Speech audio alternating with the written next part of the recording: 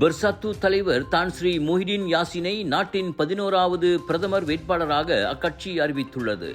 நேற்றைய பொதுப்பேரவை முடிவில் அத்தீர்மானம் ஏகமனதாக நிறைவேற்றப்பட்டது. கட்சியின் தலைவராக முஹிடின் நீடிக்கவும் பொதுப்பேரவை அமோக ஆதரவை வெளிப்படுத்தியதாக பெர்சாத்து பொதுச் செயலாளர் டத்தோஸ்ரீ அஸ்மின் அலி கூறினார். முன்னதாக கொள்கையுரையின் போது தம்மை பதவியிலிருந்து விலக கட்சிக்குள்ளேயே ஒரு சிலரால் கையெழுத்து வேட்டை நடப்பதாக முஹிடின் குற்றம் சாட்டியதால் மாநாட்டில் சிறிய சலசலப்பு ஏற்பட்டது. இவ்வேளையில் பிரதமர் வேட்பாளர் உட்பட பரிகத்தன் நேஷனலின் முக்கிய முடிவுகள் கூட்டணி கட்சிகளை கலந்தாலோசிக்காமல் எடுக்கப்படக்கூடாது என பாஸ் கட்சியின் தேர்தல் இயக்குநர் டத்துஸ்ரீ சனுசி நோர் பெர்சாத்துவை நினைவுறுத்தியுள்ளார். வரக்கூடிய சபா சட்டமன்ற தேர்தலுக்கான தொகுதி பங்கீடு, முதல்வர் வேட்பாளர் போன்ற முடிவுகளிலும் பெர்சாத்து தன்னிச்சையாக முடிவெடுக்கக்கூடாது. கூட்டணி தர்மம் எப்போதும் காக்கப்பட வேண்டுமென கிடா மந்திரி பிசாருமான சனுசி சொன்னார்.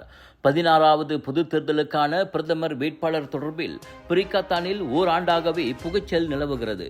முஹிடின் தான் அடுத்த பிரதமர் என்ற ரீதியில் பெர்சாத்து வந்தாலும் புத்ராஜயாவை கைப்பற்றிய பிறகே எந்த ஒரு முடிவும் எடுக்கப்படும் என பாஸ் அமைய தலைவர் அஷிம் ஜாசின் திட்டவட்டமாக கூறியிருந்தார். 2020 முதல் 2021 வரை 8வது பிரதமராக இருந்தவரான 78 வயது முஹிடின் 15வது பொது தேர்தலுக்கு பிறகு கிட்டத்தட்ட மீண்டும் பிரதமர் பதவியை நெருங்கியவர் என்பது குறிப்பிடத்தக்கது. உங்கள் சிறந்த ஆரோக்கியத்திற்கு அளவான எண்ணெயுடன் சிறந்த முறையில் தயாரிக்கப்பட்ட சைவம் அசைவத்திற்கும் பொருந்தும் சூப்பர் ஊறுகாய், பச்சை கொடி சிவப்பு மீன் சின்னம் கொண்ட ஸ்ரீ மீனாட்சி ஊறுகாய்.